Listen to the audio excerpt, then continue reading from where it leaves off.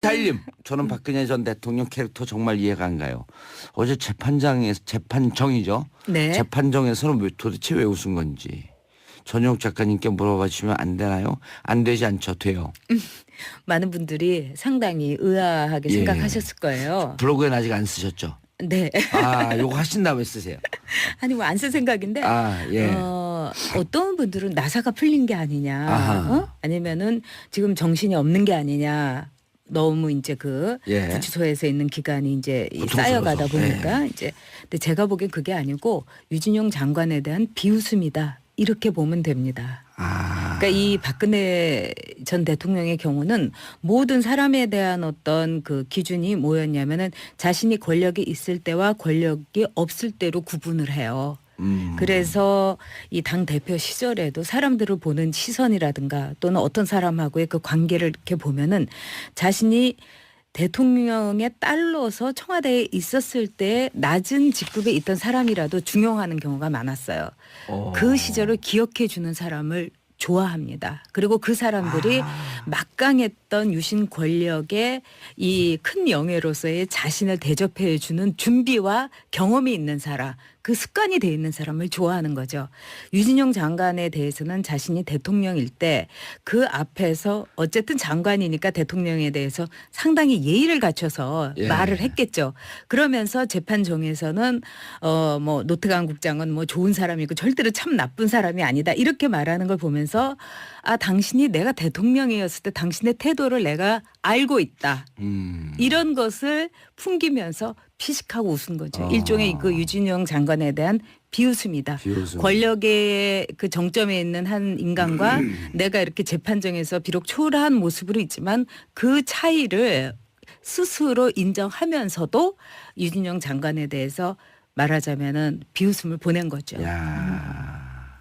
아, 이해를 하겠네요. 이해가 되세요? 예. 아, 역시 빠르시네요. 그리고 그런 거죠. 유준용. 네. 너야말로 내가 평생 싫어했던 배신자의 전형이야.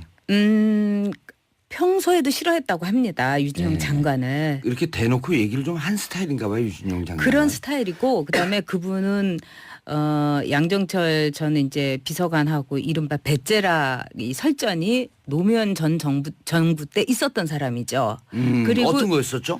그러니까는 그 당시에 저도 기억이 이제 아주 명확하게 예. 갑자기는 안 나지만 양정철 그 당시에 비서관이 뭘 요구를 했어요. 그 인사 요구였던 걸로 기억됩니다. 맞아요. 저도 기억이 나요. 예, 그런데 뭐 택도 없는 소리다 이러면서 와. 그러면은 뭐 배째라는 겁니까? 이러니까 그러시죠. 이렇게 해갖고 이야. 잘렸던 분이에요. 그분이. 그렇기 때문에 유진용 장관에 대해서는 또 보수층의 엄청난 지지가 있었던 인사였습니다. 예. 그런데 이 박근혜 대통령 시절에 특히 세월호 때 내각이 총사퇴해야 될 사안이다. 이렇게 이야기를 해가지고 그때 이제 박근혜 전 결기가 대통령이 있는 분이네. 레이저를 드디어 이제 정확하게 쏘았죠. 그러니까 이제 북경 출장을 갔을 때 현직 장관을 경질해 버렸죠. 이거는 장관에 대한 뭐 비례나 무례를 떠나가지고 진짜 너무 심했죠. 아무리 미워도 그렇게 해서는 안 되는 거죠. 대통령이라면요. 전자결제를 해버린. 그렇죠. 아, 근데 문체부 직원들 내에서는 네. 가장 신망받고 존경받는 장관이었다. 그 내부 승진 케이스고. 그렇죠. 그리고 이제 이분은 나름대로 그 공무원으로서 관료로서의 예. 자부심이 있었던 분입니다. 그러니까 그 네. 정권의 성격이 진보든 보수든 개의치 않고 당연하죠. 나는 공무원이 일할 수 있는 조건 네. 여기에 대통령이라고 해서 함부로 관여하게 그럼요. 되면 그분에 대해서는 용납하지 않겠다. 그리고 관료들은 우리가 이제 생각하기에는 뭐 공무원 이미지, 뭐 공무원은 철밥통이다 이렇게 생각하지만 실제로 한국 사회를 이렇게 움직이는 걸 보면은 그럼요. 관료들이 네. 실제적으로 움직입니다. 관료들이 줄 하나를 긋는 것과 토시 하나를 바꾸는 것에 따라서 우리의 생활이 달라지죠. 그거에 대한 자부심이 또 세죠. 세죠. 예, 네. 테크노크라트. 네? 테크노크라트. 뷰로크라트 아니에요? 그래요? 뷰로크라트. 아, 근데 잘 어제 술 많이 드셨나 봐요. 아니요, 제가 좀 무식해요, 그냥. 아니에요. 그렇지 않죠. 이 관료들이 테크노크라트적인 측면이 있습니다. 예. 네. 그러니까 본인들의 그걸 넘어서야죠. 근데 관료들이. 자신들이 아주 이 그 세련된 네. 기능인으로서의 최고다.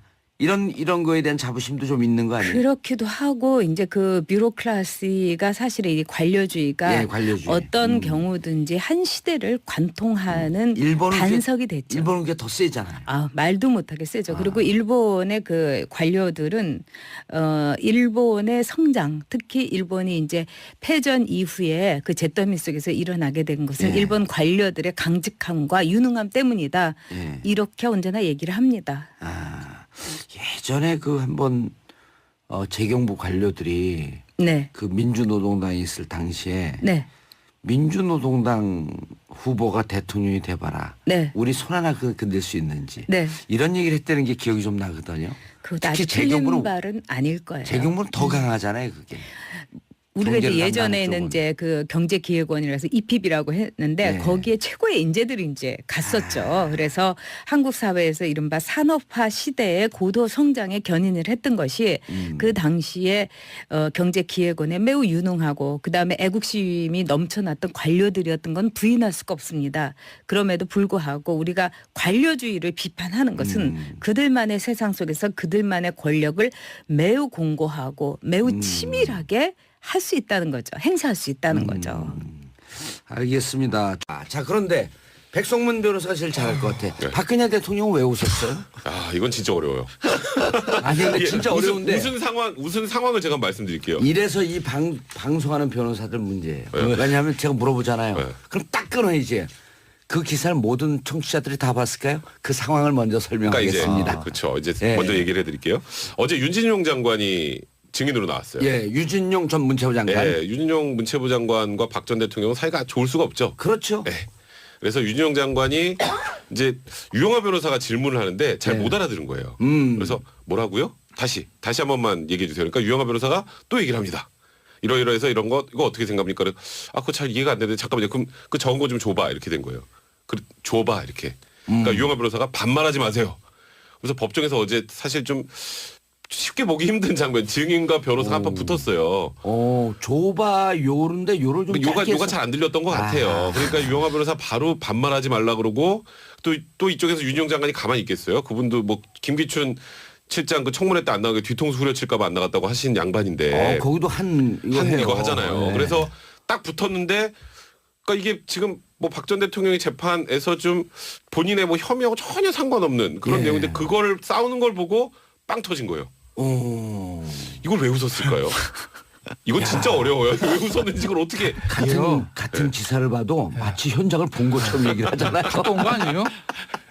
박근혜 대통령 장세는 아니었죠. 아, 전 아니죠.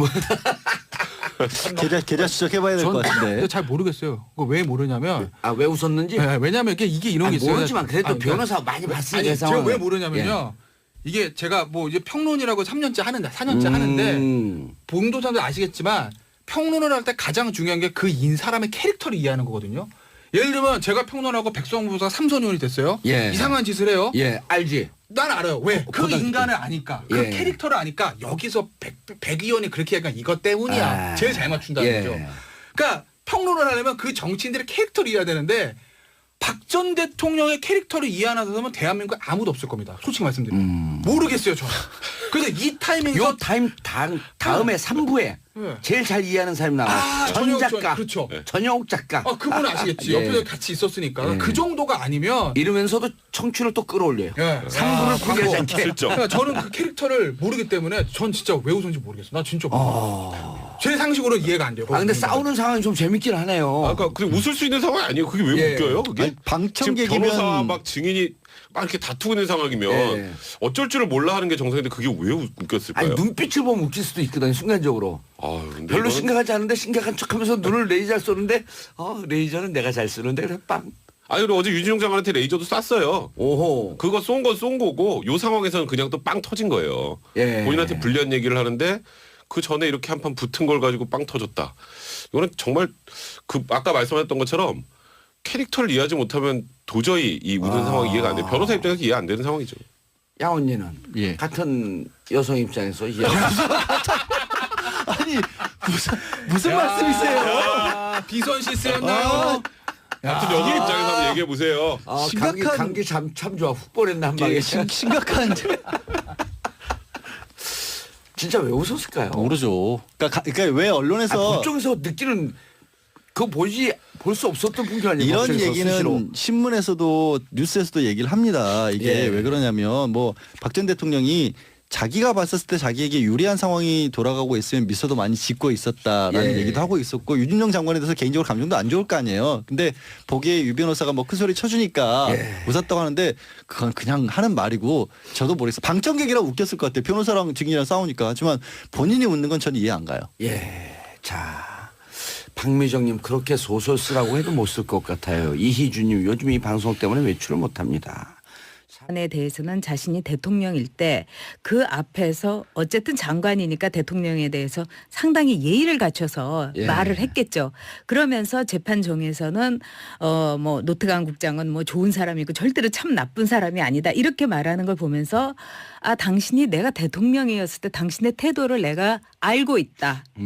이런 것을 풍기면서 피식하고 웃은 거죠. 일종의 그 유진영 장관에 대한 비웃음이다. 비웃음. 권력의 그 정점에 있는 한 인간과 내가 이렇게 재판정에서 비록 초라한 모습으로 있지만 그 차이를 스스로 인정하면서도 유진영 장관에 대해서 말하자면은 비웃도 없는 소리다 이러면서 그러면은 뭐 배째라는 겁니까? 이러니까 그러시죠. 이렇게 해갖고 잘렸던 분이에요. 그분이.